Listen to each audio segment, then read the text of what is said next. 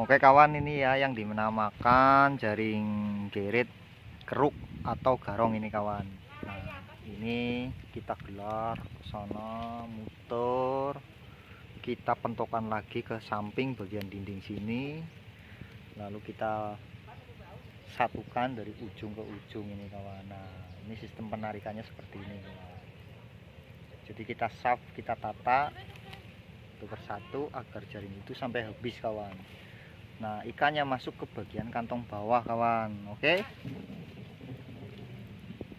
seperti itu kawan. Terima kasih. Assalamualaikum warahmatullahi wabarakatuh.